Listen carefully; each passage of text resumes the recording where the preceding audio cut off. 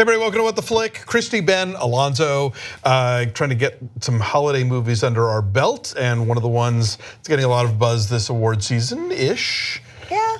Some. Aaron Sorkin's directorial debut, Molly's Game. So Aaron Sorkin directs his own script, of course, and it's a super Aaron Sorkin movie, even though it's only his first time as a director. It is based on the true story of a woman named Molly Bloom who ran an underground poker game in Los Angeles and made crazy amounts of money, and all kinds of very wealthy and powerful people would go, actors and business people and athletes, and she doesn't really name them all, but she writes a novel, a memoir rather, and it goes back and forth in time between her being arrested and her working with her lawyer, played by Idris Elba, and going back to how the games began, and it bounces around in time, and it is super talky. Take a look.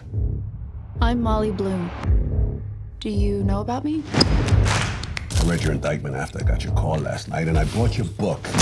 Do you understand that you are charged with operating an illegal gambling business? There's a new offer on the table. Complete immunity. We hand over the hard drives. You've seen what's on those hard drives. Families, lives, careers will be ruined. Why are you in this alone? Where are the people you're protecting by not telling the whole story? Okay, tell us about the poker parts, because you're the gambler. Poker parts were great. I mean, I have a gambling problem, and that stuff was great. I mean, it just, you felt like that was, and first of all, she had a nice thing where she learns all the stuff. Right. Like she's Googling everything. She's the assistant to the guy who's running the game, and she's 58 times smarter and more ambitious and got it together than he does. And he's a terrible, terrible person. And she may have actually. It's funny, in the movie she may be making him seem terrible, and it turns out he may even be worse. Exactly. Yeah. So she Googles everything and she learns everything incredibly quickly. And part of her story is that she was at an Olympic caliber skier and likely, and then sort of, but also crushed the LSATs and was headed to Harvard and was going to be successful in everything. Comes from a wildly successful family where Kevin Costner is the sort of dad who pushes her and pushes all the kids, but pushes her hardest. Here's the thing about Tell us Molly's the Game. thing. So Aaron Sorkin, writes that dialogue that that you just love to hear actors sort of rattling off sometimes. But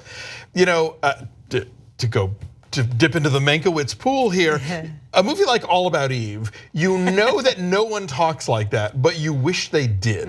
And a movie like this, you know that no one talks like that, and you know that no one talks like that. Well, you know no one talks. And you wish they'd shut up. Right, and you're grateful that no one talks. Exactly. Yes. So that's really the problem. And I just saw again A Few Good Men, within the last 3 months, and there are many other examples of when, to me, Sorkin's dialogue works really well. There are many episodes of West Wing where I think that, man, that's as good as television has ever been. And some fun newsrooms. Some fun.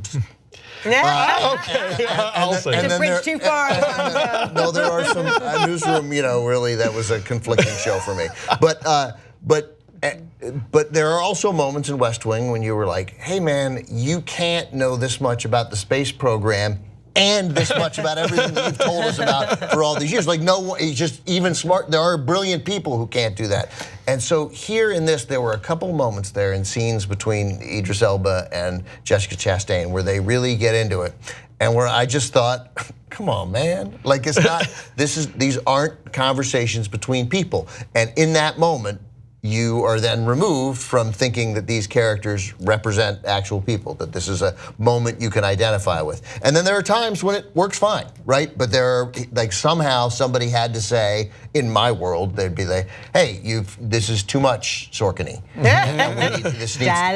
This needs to somehow be dialed back, or there have to be and maybe other directors, that's what they brought to the table is, okay, less of this. I'm going to cut the last 20 lines of this monologue because give me a fucking break. But the way he directs his own script is kind of, it reminded me of The Big Short a lot, because he plays with visuals and the. Let me explain this complicated thing to you. Yeah, and there's like graphics, and the beginning especially when she's describing what it's like to be an Olympic skier and the trajectory and the angles and all of that. Like, it's really, really fun. But then when it settles down, yes, it's just people talking. And I feel like when you walk into an Aaron Sorkin film, you're giving yourself over to a heightened world, and you cannot expect realism. And if you want realism, please look out. elsewhere. think So that's fair. I enjoyed the fact that it was that talky and that heightened in terms of its intellectualism. But or its again, I think, snappiness. like I said with All About Eve, you can do it well or you can do it ponderously, and I feel like it's more ponderous. This is too and A Few Good masturbatory Men on his part, and the yeah. best, West. I mean, I still remember in A Few Good Men and Tom Cruise the human moment of shaking the glass, right? And so there are ways to do that conversation that aren't. I mean, obviously you can do anything too much, and here there were just first of all, I liked this movie. I sort of liked it a lot, but I got removed from it a few times. Like I'd be into it, and there'd be 17 straight minutes, and then you'd have this intense scene where Chastain and Elba are talking about her future and whether she's going to go to prison, and they're like, It gets too cute. You're Is not that what cute it is? right Clever, now. clever, You're not clever, cute right yeah. now. Like you can't restrain yourself. This from movie being does cute not and need to be wrought up. 2.5 fucking hours long. It's not that. It's 2:20, but it's very long. Yeah, one scene though that took me out along those lines is there's a scene toward the end with her and Kevin Costner. Oh,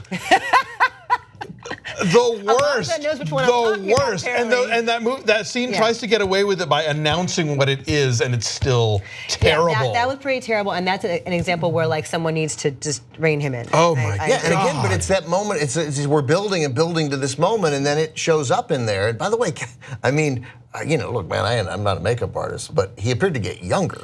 He's that very movie's like- that's like 15 handsome years man. later. Very handsome man.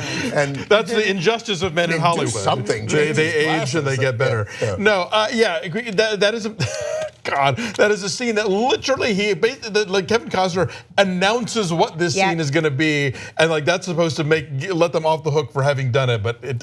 Yeah, That and said- because it is so structured and so subconscious, I think the catharsis they want from that scene never registers. that said, it's super entertaining and it's good. No, And no, I I like enjoyed it. it too. It's a And good Bill cast. Camp and Michael Cera and Chris O'Dowd, like all these really Yeah. Fun outstanding character actors, quality yeah. actors. Yeah, no, it's good. And delivered. if you know anything about this world at all, I mean, like they don't say the name Tobey Maguire, but that is who Michael Cera is supposed to be. Oh, really? They make some Okay. reference to like green screen superhero, whatever, and so and he was very much involved. That's who this is. I did. really? I did I did enjoy not know some. that. There were individual moments and individual, banter back and forth that were fun. And I mean, like, yeah, Sorkin. This is totally his wheelhouse.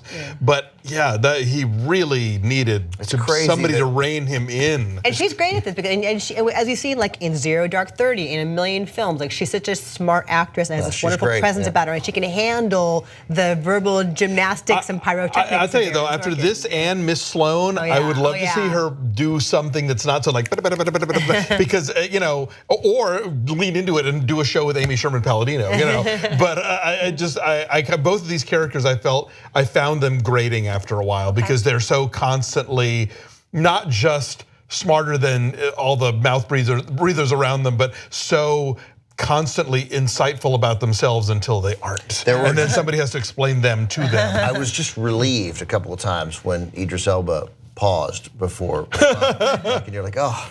Because you're like watching the whole thing like this. No one's talking for a second. No, it's an incredible cast, but yeah, it's a little overlong and it gets a little cute. All right, so what are your numbers? I give it a 6.5. I mean, I was occasionally entertained, but a lot of times annoyed. 6.8. I give it 7.7. I liked it, Did you? but it's short. Didn't I? Did I not? You said 7, straight up 7. 7. I gave it a 7. That sounds about right. You want to keep your 7? Yeah, no, it's So good. it's a narrow, we're at a narrow margin, we're but at a narrow margin. it is what it is. I texted Ben a half an hour into it. I'm like, I'm watching Molly's game, and this cries out you in a way few things do. I started it at about I knew you'd 11 love o'clock it. last night, and then I checked and I hit the display thing to see how long it was. And I was like, oh. It's so long. It's so long. All right, so 6.8 from us. It's an And movies can be long, but boy, they got to earn it. Bye.